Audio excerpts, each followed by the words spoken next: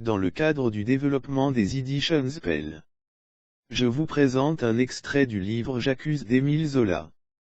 Bonjour. Vous trouverez dans la collection littérature française des éditions Pell. J'accuse. Plus précisément, je vous présente l'auteur Émile Zola. À l'état civil Émile-Édouard Charles-Antoine Zola. Écrivain et journaliste français, né à Paris le 2 avril 1840. Mort dans la même ville le 29 septembre 1902. Aujourd'hui vous pouvez écouter un extrait de son livre. J'accuse. Bien entendu vous pouvez aussi télécharger gratuitement le livre complet en PDF sur le lien suivant. http://go.gl/8ta3jf. Extrait de son livre J'accuse. Monsieur le Président. Me permettez-vous, dans ma gratitude pour le bienveillant accueil que vous m'avez fait un jour, d'avoir le souci de votre juste gloire et de vous dire que votre étoile, si heureuse jusqu'ici, est menacée de la plus honteuse, de la plus ineffaçable des tâches.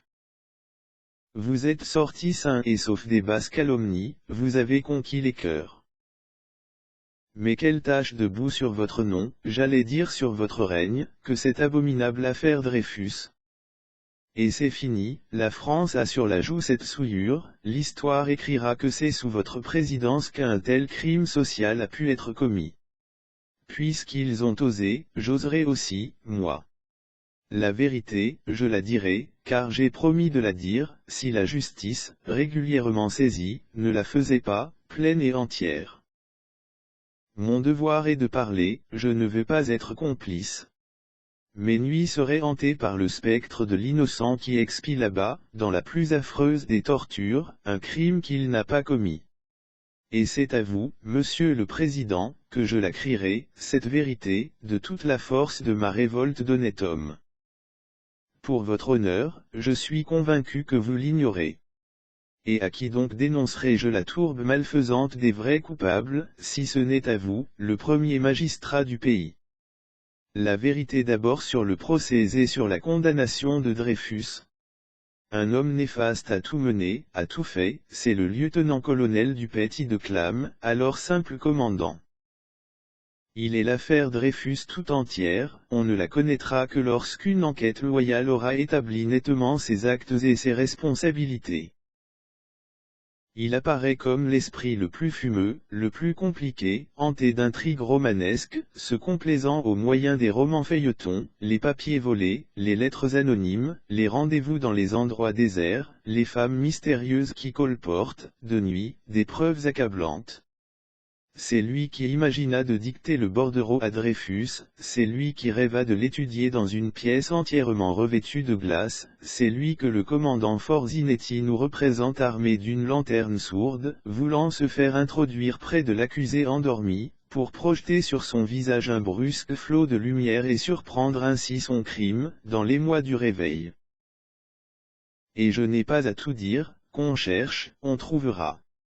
Je déclare simplement que le commandant du Petit de Clam, chargé d'instruire l'affaire Dreyfus, comme officier judiciaire, est, dans l'ordre des dates et des responsabilités, le premier coupable de l'effroyable erreur judiciaire qui a été commise. Le bordereau était depuis quelque temps déjà entre les mains du colonel Sander, directeur du bureau des renseignements, mort depuis de paralysie générale.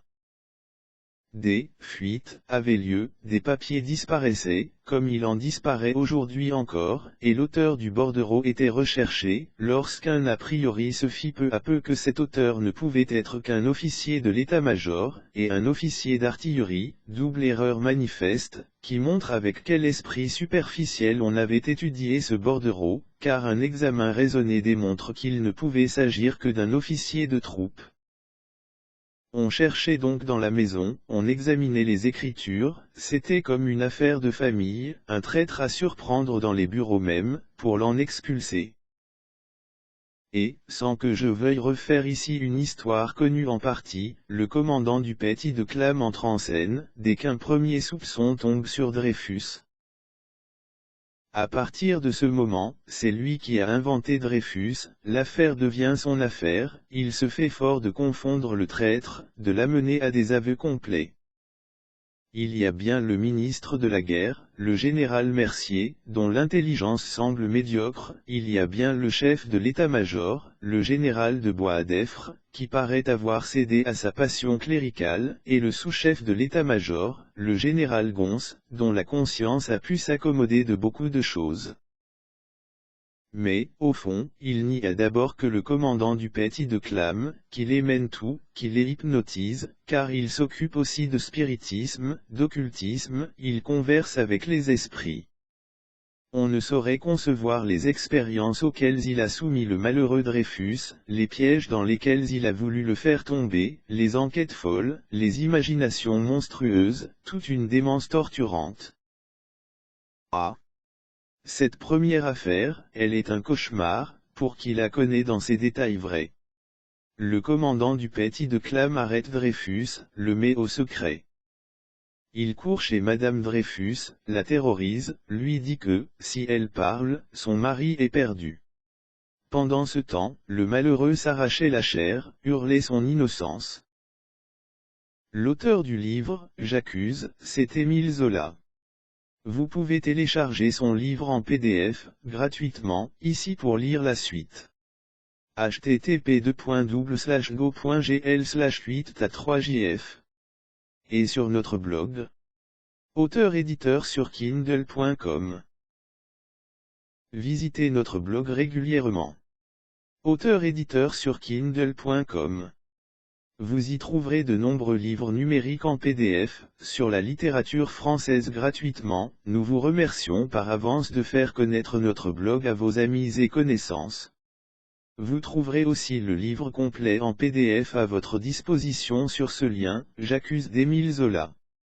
http://go.gl/8ta3jf. Les Editions Spell. Merci de votre visite et bonne lecture.